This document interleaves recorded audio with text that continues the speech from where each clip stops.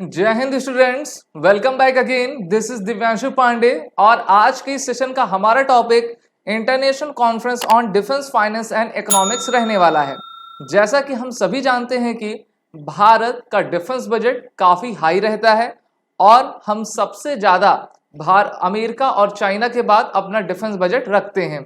तो इसलिए इस बार ज़रूरत ये पड़ी है कि हमारी मिनिस्ट्री ऑफ डिफेंस एक इंटरनेशनल कॉन्फ्रेंस डिफेंस फाइनेंस और इकोनॉमिक्स पर आपका कंडक्ट करे और इस इंटरनेशनल कॉन्फ्रेंस को 12th से लेकर 14 अप्रैल तक कंडक्ट किया गया है, जहां पर भारत ने डिफेंस इकोनॉमिक्स फाइनेंस से रिलेटेड आपकी इंपॉर्टेंट बात की।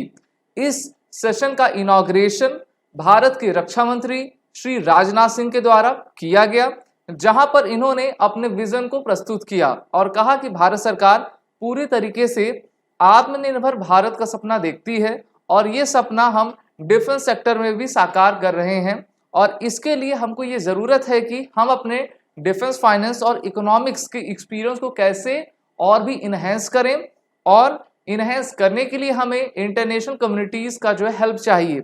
इसलिए इस कॉन्फ्रेंस का नाम क्या रखा गया है, इंटरनेशनल कॉन्फ्रेंस, जिसमें भारत के अलावा America, UK, Japan, Australia, Sri Lanka, Bangladesh, Kenya, ये सभी मेंबर्स आपके शामिल थे।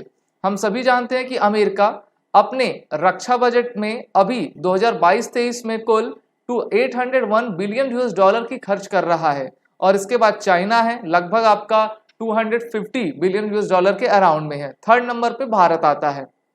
और ये जितने भी डेवलपिंग कंट्रीज हैं उनसे हम क्या सीख सकते हैं कि हम अपने डिफेंस प्रोसीजर्स को जितना हम प्रोक्यूर करते हैं, भारत में बनाया करते हैं, तो उन पर हम कम से कम पैसा आपका उनके मैनेजमेंट में लगाकर जल्द से जल्द अपने ऑब्जेक्टिव्स को आपका पूरा कर सके। इसलिए ऑप्टिमल फाइनेंशियल रिसोर्सेस और इफेक्टिव इम्प्लीमेंटेशन अपने बजट का हम कैसे कर पाए। जैसे हम देखते हैं एक एग्जाम्पल कि भारत का इस बार का जो रक्षा बजट है वो आपका 5.74 लाख करोड़ रुपीस का है और ये पूरे पैसे आपके एक साल में खर्च नहीं हो पाते हैं और जब जैसे ही आपका समय बीतता जाता है तो जितने भी इक्विपमेंट्स होते हैं उनकी जो वैल्यूज कॉस्ट रहती हैं वो और भी बढ़ते लगती हैं।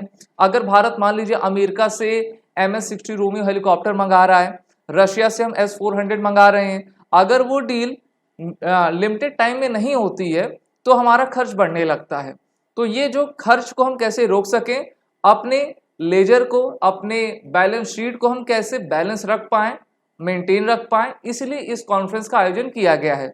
अभी तक तो हमने एरो इंडिया शो देखा, डिफेंस एक्सपो देखा, लेकिन सबसे ज़्यादा ज़रूरत आपके इस डिफेंस कॉन्फ्रेंस पर आपकी थी, जहां पर सभी देशों ने कोलैबोरेट किया और इसका मेन टॉपिक ऑफ डिस्कशन यही था कि how to allocate and resource efficiently and effectively and how to manage logistic in a cost conscious way, यानी कि जो भी पैसा अलॉट किया जा रहा है उसको कॉन्शियसली हम कैसे इफेक्टिवली और इफिशियंटली उसको हम क्रियान्वित कर पाएं।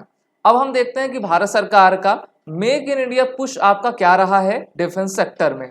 तो मिनिस्ट्री ऑफ डिफेंस आत्मनिर्भर भारत के तहत टोटल 180 डिफेंस कॉन्ट्रैक्ट्स अभी प्रोवाइड की है जून 2014 से लेकर दिसंबर 2019 तक और इसकी जो लिमिट है वो और भी आपकी बढ़ती जा रही है, जिसका वर्थ आपका 25.8 बिलियन यूएस डॉलर का है। तो ये काफ़ी अच्छी बात है और मिनिस्ट्री ऑफ डिफेंस ये चाहती है कि हम आने वाले 2024 में यानी कि नेक्स्ट ईयर अपने जो डिफेंस गुड्स एंड सर्विसेज हैं एरो और वो भी आपका एरोस्पेस सेक्टर में उसको हम 1.75 लाख करोड़ रुपीस आपका कर सके, यानी कि इतने का टर्नओवर मिनिस्ट्री ऑफ डिफेंस कमा सके, including 35,000 crore rupees in the export. अभी भारत आपका जैसे आर्मेनिया को डिफेंस एक्सपोर्ट कर रहा है, हम फिलीपींस को कर रहे हैं, साउथ ईस्ट एशिया में जितने देश आते हैं उनको भारत आपका तेजी से करता चला आ रहा है। और अगर हम मेक इन इंडिया के तहत 2 इंपॉर्टेंट प्रोजेक्ट्स देखें तो ये हैं आपके डिफेंस इंडस्ट्रियल कॉरिडोर।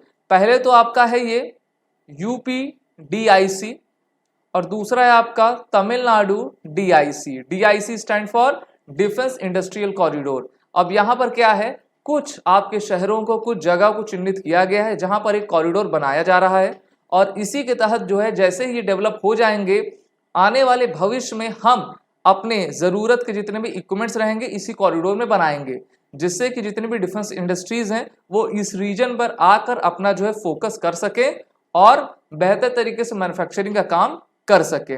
बात कर लेते हैं आपके डिफेंस मिनिस्ट्री के द्वारा इशू किए गए इंडस्ट्रियल लाइसेंस के। तो अभी तक हमारे रक्षा मंत्रालय ने total 568 defence industrial licence issue किया है 351 कंपनीज को, ओके, और 100 कंपनीज कवरिंग 170 लाइसेंस। तो ये काफ़ी अच्छी बात है, डिफेंस प्रोडक्शन में हम तेजी से काम कर रहे हैं।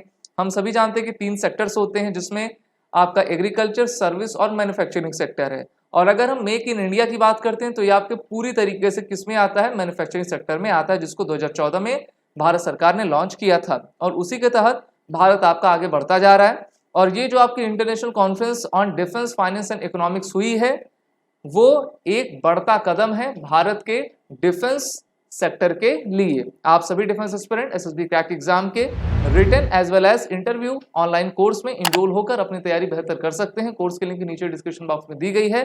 वॉरियर 10 कोड का जरूर यूज करें जिससे कि आपको 10% का फ्लैट डिस्काउंट हमारे सभी कोर्सेज पे मिलता जाए। जय हिंद। अगर आप एक डिफेंस एस्पिरेंट हैं और SSB interview, NDA, CDS, AFCAT जैसे एग्जाम्स के लिए प्रिपेयर कर रहे हैं तो आप एसएसबी क्रैक एग्जाम्स के कोर्स को चेक करना ना भूलें। आप हमारी लर्निंग एप्लीकेशन को गूगल प्ले स्टोर से भी डाउनलोड कर सकते हैं।